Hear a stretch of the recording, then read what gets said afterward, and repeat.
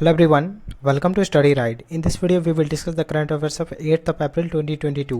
इस वीडियो में हम 8 अप्रैल 2022 के करंट अफेयर्स को डिस्कस करेंगे जो कि आपके आने वाले जितने सारे कॉम्पिटिटिव एग्जामिनेशन है सब में आपकी काफ़ी मदद करेगा. So without further delay let's start the video. सबसे पहले क्वेश्चन की बात करते हैं clean energy ministerial senior official meeting hosted by which country. तो ये होस्ट किया गया है रिसेंटली इंडिया के द्वारा, तो ये आपको ध्यान रखना है. और ये वैसे उतना इंपॉर्टेंट क्वेश्चन नहीं है बट ध्यान रखें कि इंडिया ने होस्ट किया है. आपको ध्यान रखना है कि यूएन का एक काउंटर टेररिज्म कमेटी जो था, यूएन का जो काउंटर टेररिज्म कमेटी के लिए हेड था वो था इंडिया. और इंडिया की साइड से कौन था, तो टीएस त्रिमूर्ति थे. ठीक है, तो आपको ध्यान रखना है. और रिसेंटली 5th बिम्स्टेक समिट हुआ. बिम्स्टेक जो है बिम्स्टेक समिट वो हुआ, तो उसको चेयर कौन किया था, तो उसको चेयर किया था Sri Lanka. This is very important. और बिम्स्टेक जो 5th हुआ उस पर अटेंड कौन किया था, तो अटेंड किया था हमारे प्रधानमंत्री नरेंद्र मोदी ने वर्चुअली अटेंड किया था. आपको ध्यान रखना है बिम्स्टेक जो है इसमें टोटल 7 कंट्री है और ये साउथ एशिया और साउथ ईस्ट एशिया का समन्वय है. साउथ एशिया में 5 कंट्री आते हैं और साउथ ईस्ट एशिया में 2 कंट्री आते हैं. तो साउथ एशिया में कौन कौन से हो गए, बांग्लादेश, भूटान, नेपाल, श्रीलंका. बांग्लादेश, भूटान, नेपाल, इंडिया और श्रीलंका. और साउथ ईस्ट एशिया में आगे कौन, थाईलैंड और म्यांमार. तो आपको ध्यान रखना है. A 2-day Indo Israel bilateral works upon quantum technology organise by which department. तो 2 दिन के लिए इंडिया और इसराइल के लिए एक बायलेटरल वर्कशॉप हुआ क्वांटम टेक्नोलॉजी पे. ये ऑर्गेनाइज किया था डीआरडीओ ने. आपको ध्यान रखना है डीआरडीओ का हेडक्वार्टर कहाँ पे है, तो इसका हेडक्वार्टर है न्यू दिल्ली में. और रिसेंटली डीआरडीओ ने 1 जनवरी 2022 को इन्होंने अपना 64th फाउंडेशन डे सेलिब्रेट किया था. तो वो भी आपको ध्यान रखना है. और डीआरडीओ को चेयरमैन है जी सतीश रेड्डी और इनको रिसेंटली एक अवार्ड से भी सम्मानित किया गया था, आर्यभट्टा अवार्ड एस्ट्रोनॉमिकल यूनियन के द्वारा. और आपको रिसेंटली ध्यान रखना है कि बायलेटरल टाइज में रिसेंटली इंडिया प्लस इजराइल ने 30 years of bilateral ties complete किया है. और इंडिया और नीदरलैंड ने 75 ईयर्स का कंप्लीट किया है.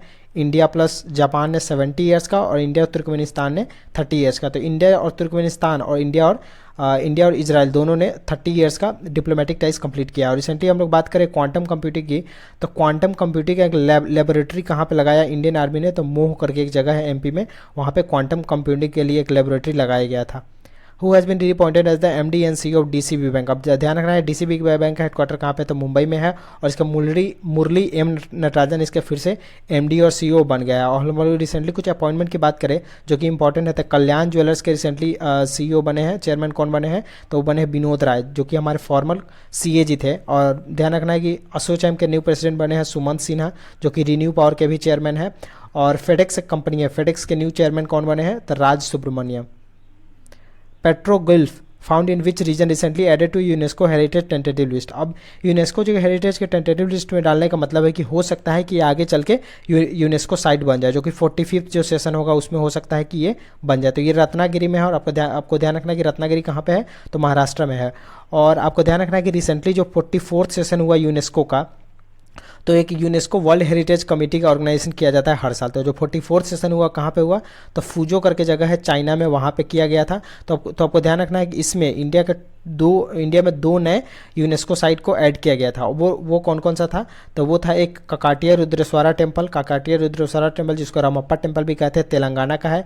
वो 39th बना था हमारा यूनेस्को साइट. और 40th यूनेस्को साइट कौन बना था, धोलावीरा एक जगह है जो कि हरप्पन साइट है गुजरात में, वो बना था हमारा 40th UNESCO world heritage site. और आपको ध्यान रखना है कि इंडिया में अब टोटल कितने वर्ल्ड हेरिटेज साइट हो गए, तो इंडिया में अब टोटल 40 वर्ल्ड हेरिटेज साइट हो गए, जिसमें अगर कैटेगराइज किया तो 32 जो है वो कल्चरल साइट है.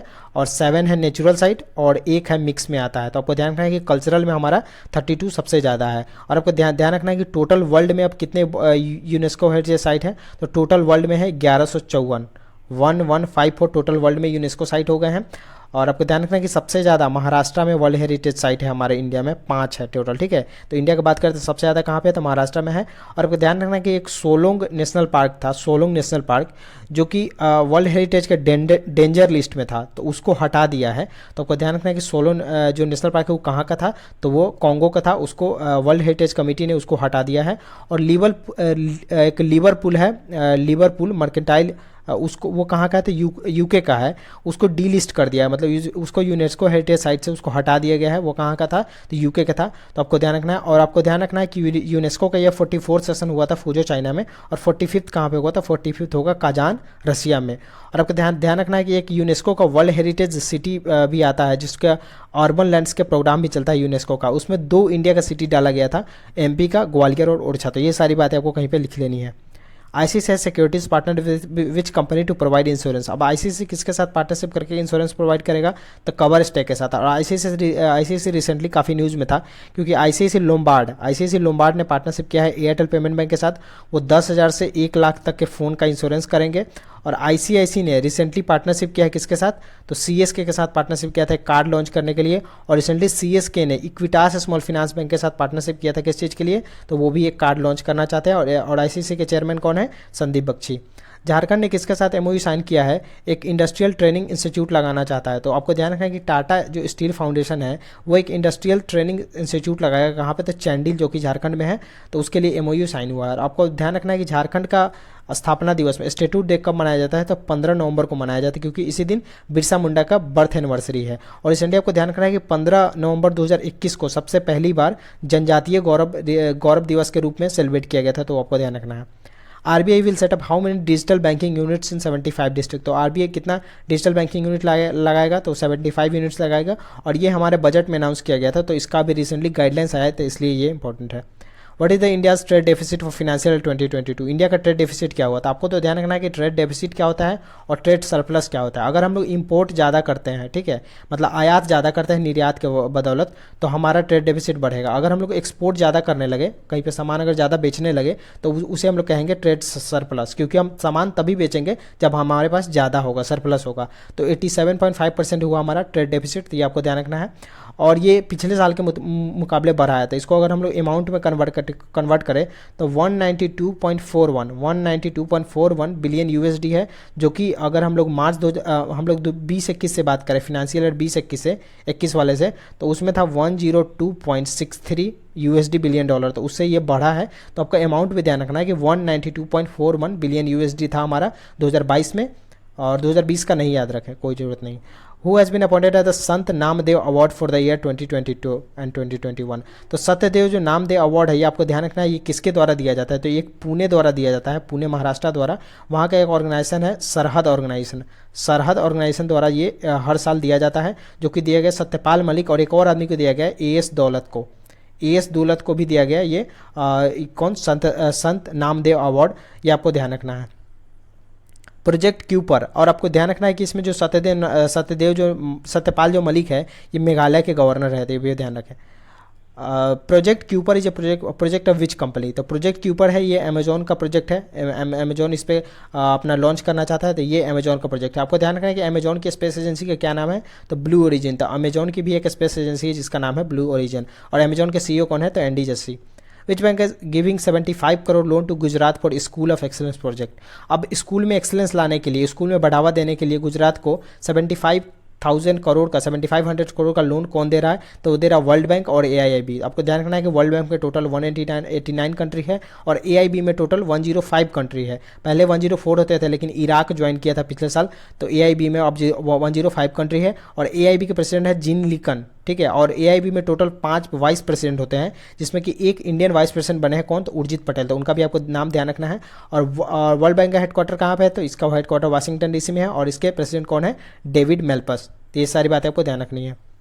RBI monetary policy has kept repo rate unchanged for what times. तो आरबीआई ने 11th टाइम जिनको उनका जो रेपो रेट था उसको अनचेंज रखा है। तो आपको ध्यान रखना है कि ये 2023 जो फिनेंशियल ईयर है 22 से 23 का, उसका पहला मॉनेटरी पॉलिसी। तो इसमें रेपो रेट कितना है, 4%, रिवर्स रेपो रेट 3.35%, एमएसएफ जिसका फुल फॉर्म है मार्जिनल स्टैंडिंग फैसिलिटी, वो है 4.25%। जीडीपी फोरकास्ट किया गया, पहले 7.8 था, ध्यान रखना है पहले वाला अब चेंज हो गया, अब इसको कहा गया है, अब आरबीआई ने कहा कि 7.2% हम लोग ग्रो करेंगे।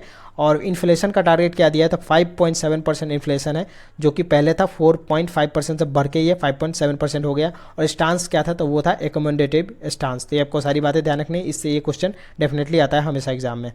Who has one the 11th DGC ladies open amateur golf tournament. तो ध्यान रखना ये तो न्यू दिल्ली में ऑर्गेनाइज किया गया था, और इसको जीता था कौन, रिया जेडॉन ने जीता। तो ये डायरेक्ट क्वेश्चन है, और ये मात्र 13 साल की है, इसलिए ये इंपॉर्टेंट हो गया। RBI impose how much withdrawal cap on सुश्रुति समृद्धा सहकारी बैंक। तो पहले तो आपको ध्यान रखना है कि ये कहाँ का बैंक है, तो ये नियामिता करके एक जगह है, नियामिता कर्नाटका में, वहाँ का ये बैंक है। इस पर आरबीआई ने 5,000 का कैप लगा दिया है अगले 6 महीनों के लिए, तो ये आपको ध्यान रखना है। और आरबीआई ने रिसेंटली काफ़ी सारे बैंकों पे अंकुश भी लगाया, तो उसको भी ध्यान रखना है कि आरबीआई ने एक पीपल कोऑपरेटिव बैंक है, ठीक है, पीपल कोऑपरेटिव बैंक, उसका भी लाइसेंस कर दिया, जो कि कहाँ से बैठता था, तो यूपी कानपुर का था, उस पर भी उनका लाइसेंस कैंसिल कर दिया है। आरबीआई ने रेस्ट्रिक्शन भी लगाया है कई बैंकों पे, तो 1 लाख का कैप लगा दिया किस पे, तो इंडियन मर्केंटाइल कोऑपरेटिव बैंक जो कि लखनऊ से बिलोंग करता है।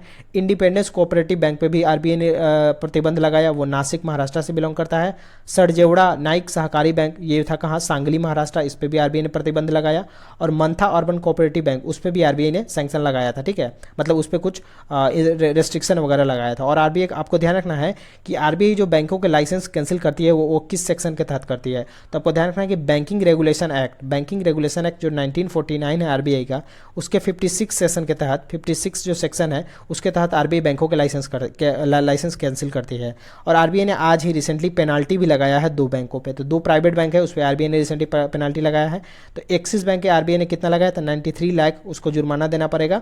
और आईडीबीआई बैंक पे आरबीआई ने रिसेंटली 90 लाख का जुर्माना लगाया, तो ध्यान रखें 93 लाख किस पे लगाया था, एक्सिस बैंक है, और आईडीबीआई पे 90 लाख का जुर्माना लगाया रिसेंटली आरबीआई ने। Not just a watchman, my innings with BCCI book other by home, this is very important book, और ये विनोद राय जी के द्वारा लिखा गया है, और ये हमारे फॉर्मर सीए जी थे। और ये कौन है, तो ये चेयरमैन है कल्याण ज्वेलर्स के, तो ये भी आपको ध्यान रखना है, और ये बुक उनके द्वारा लिखा गया है। और ध्यान रखिए जो विनोद राय है ये पहले बैंक ऑफ ब्यूरो के चेयरमैन थे।